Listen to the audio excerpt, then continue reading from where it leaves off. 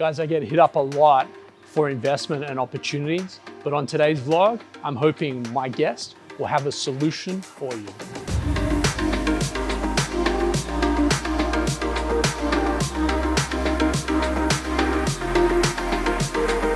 Guys, welcome back to the vlog. I've got Matt here from a company that you may know of, but if you don't know, you're about to find out.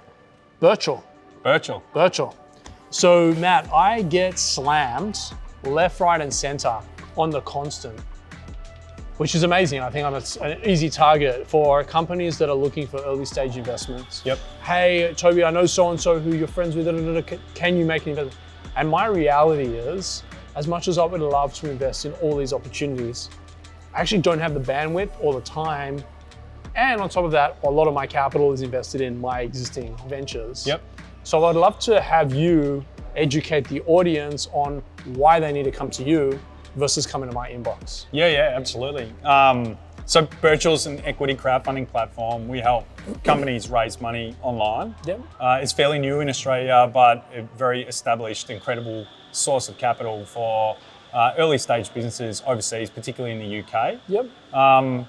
We can use online social media to advertise these offers, yep, which is a real game changer for capital raising. Yep. And companies that we work with, you know, they're marketing their business, their product at the same time as raising capital. So are you would it be fair to call you guys a two-sided marketplace where you're giving the companies a platform and then you're giving LPs, for lack of it, or crowdfunders, yeah, an opportunity to jump in and I want to back that one? Yeah, absolutely. We've decided to focus more on the company side because, you know, raising capital, it's, you know, it can be a tricky process that we benefit from, you know, having the insight and the guidance that we offer companies based on, you know, the offers that we've completed. Yep. And we produce great results and get, you know, real outcomes for businesses. And it's a growing industry and yeah, really exciting. So guys, I'm of no value to you whatsoever, so don't hit my inbox up for investment. Jump on birchal.com.au or .com? .com. I'll link it in the description just to make it very easy for you. And go this way. What is what are the size of businesses? Is it pre-seed, early seed? Increasingly, we're seeing some later stage businesses, but you know, the smallest offer we've hosted was around 100,000.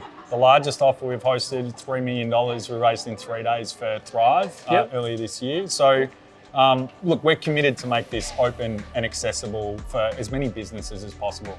Great, so minimum, historically, doesn't mean it is in the future, but a minimum has been 100,000. So if you're seeking this sort of investment, crowdfunding may be the way to go for you guys.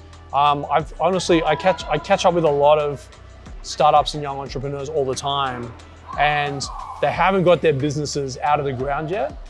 So really, I understand you're doing late stage or later stage series, but what's the earliest? Are people able to come if they've just got a raw idea? Or do you want to see some traction before you guys? Yeah, look, I mean, traction is obviously better, but we have hosted a few really successful campaigns that are really just at that idea stage. Yep. You know, a great example is Good Empire. It's co-founded by Andre Eichmeyer, one of the co-founders of Mofo. Yep. You know, they're designing an app that's going to, you know, save the fucking world, as he says. So. I dig it. And so, I mean, obviously, people like him have got a history. Yep. So raising capital off the back of a napkin because of who they are. I mean, like Gabby Leibovich and Hezi, incredible success. Yep. They just raised, I think, like 30 million from Combank's Ventures Fund. Early stage, but Combank's taking the bet that Gabby and Hezi, their catch of the day was not one hit wonder. It was one of a dozen that they've had history with. Yep. If I'm Joe Schmo and I'm rocking out with a good idea and it's got credibility, what you're saying here is there's opportunity to potentially list it on the platform and you'll let the crowd validate whether or not Yeah, absolutely. But I mean, what you need to kind of like infer from those examples is, yes, people that have a track record or have achieved things in the past are leveraging their reputation into their next venture. Sure. But why does that work? Because they've built trust and they've built and cultivated an audience. Yep. And that's really what we help these first-time founders through that perhaps haven't Sure. executed before. Yep. Is how do you grow from the small audience that you do have to make it incrementally bigger? And will the round size be a little bit smaller the first few times? Yeah, for sure. But this is an efficient way of raising capital that you can come back to multiple times. I dig it. I've actually thought a lot about doing that for Creative Cubes. Yep. I haven't got there, and we'll potentially have a conversation offline. I'm not really looking for capital either, but I thought about, our values. We are for the people. We take care of a lot of businesses. Large businesses live here, small businesses grow here.